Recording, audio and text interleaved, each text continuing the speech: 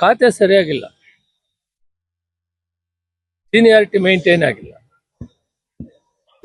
ರಾಮಲಿಂಗಾರೆಡ್ಡಿ 8 ಸಾರಿ, ನಾನು 8 ಸಾರಿ ಗೆದ್ದಿದ್ದೆ. ಈ ರೀತಿ 8, 7, 5, 6 ಎಲ್ಲ ಗೆದ್ದಿದ್ದೆ. ಅದನ್ನ ಸಮತೋಲನವಾಗಿ ನೋಡ್ಬೇಕಾಗಿತ್ತು.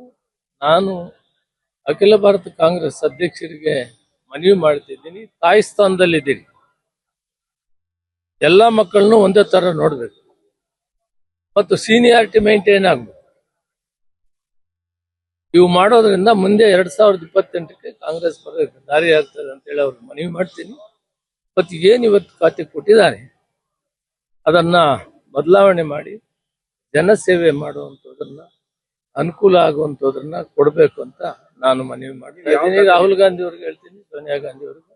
ಈಗಾಗಲೇ ರಾಹುಲ್ ಗಾಂಧಿ ಅವರಿಗೆ ಮೊನ್ನೆ ಬಂದಿದ್ದಾಗ ನಾನು ಮನವಿ ಮಾಡಿದ್ದೀನಿ, ಸಮಾಜ ಕಲ್ಯಾಣ ಸೇವೆ ಮಾಡು, ಬಡಬಗ್ಗರಿಗೆ ವ್ಯವಸಾಯ ಸೇವೆ ಮಾಡಬೇಕು, ಇರಿಗೇಷನ್ ರೈತರಿಗೆ ಸೇವೆ ಮಾಡಬೇಕು, ಇಂಥವು ಆಗಬೇಕು.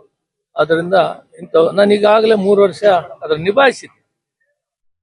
ಅದನ್ನ ಈ ಏನು ಯಾವ್ಯಾವ್ದು ಪ್ರೋಟೋಕಾಲ್ನಲ್ಲಿ ಸೀನಿಯಾರಿಟಿ ಕೊಡ್ಬೇಕನ್ನೋದನ್ನ ಅದನ್ನ ಕರೆಕ್ಟಾಗಿ ನೋಡಿಕೊಂಡು ಮಾಡಬೇಕು ಅಂತೇಳಿ ಮನವಿ ಮಾಡಿದ್ದೀನಿ. ಮತ್ತು ಈಗೂ ಕೂಡ ಅವ್ರಿಗೆ ಹೇಳ್ತೀನಿ, ಈ ಕೆಲಸ ಮಾಡೋದ್ರಿಂದ ಮುಂದೆ 2028ಕ್ಕೆ ಮತ್ತೆ ಸರ್ಕಾರ ಬರೋಕ್ಕೆ ದಾರಿ ಆಗ್ತದೆ.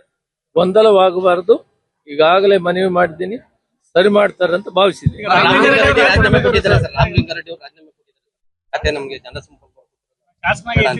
ಬಹುತೇಕ ದೇಶಪಾಂಡೆ 9 ಸಾರಿ ಇರ್ಬೋದು ಅನ್ಸುತ್ತೆ.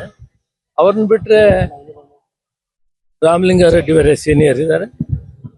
ಇವೆಲ್ಲನೂ ಕುಂತು ಇವತ್ತು ನಮ್ಮ ಡಿ.ಕೆ. ಶಿವಕುಮಾರ್ ಅವರು ಮುಖ್ಯಮಂತ್ರಿ, ಹೊಸದಾಗಿ ಆಗಿರುವಂತ ಹರಿಪ್ರಸಾದ್ ಅವರು ಇವರನ್ನ ವಿಶ್ವಾಸಕ್ಕೆ ತೆಗೆದುಕೊಂಡು ಇಲ್ಲಿ ಮೂಲಭೂತವಾಗಿ ಯಾರ್ಯಾರಿಗೆ ಯಾವ ಸ್ಥಾನಮಾನ ಕೊಟ್ಟರೆ ಮುಂದೆ 2028ಕ್ಕೆ ಸರ್ಕಾರ ಬರ್ತದೆ ಅನ್ನೋದನ್ನ ಚಿಂತನೆ ಮಾಡಿ ಮರುಪರಿಶೀಲನೆ ಮಾಡಿ ಕರೆಕ್ಟ್ ಮಾಡಬೇಕು ಅಂತ ನಾನು ಮನವಿ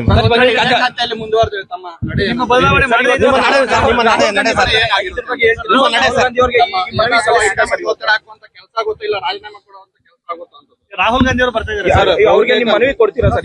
ಬೆಂಬಲಿಗರು ಎಲ್ಲ ಕಡೆ ಸರ್, ರಾಜ್ಯಾದ್ಯಂತ ತಮ್ಮ ಬೆಂಬಲಿಗರು ಪ್ರೆಸ್ ಮೀಟ್ ಮಾಡ್ತಾರೆ. ಪಕ್ಷದ 50 ವರ್ಷಗಳ ಸುದೀರ್ಘ ಚರಿತ್ರೆ ಇದೆ. ಶಿಸ್ತಿನ ಸಿಪಾಯಿ ಆಗಿದ್ದೀನಿ. ಏರುಪೇರುಗಳನ್ನ ತಿದ್ದಬೇಕು ಅಂತ ಮನವಿ ಮಾಡಿದ್ದೀನಿ ಅಷ್ಟೇ, ಬೇರೆ ಮುಂದಕ್ಕೆ ಮಾತಾಡಲ್ಲ. ಇಲ್ಲ, ಅವ್ರು ಬೇರೆ ಕೆಲಸ ಬರ್ತಾ ಇದ್ದಾರೆ.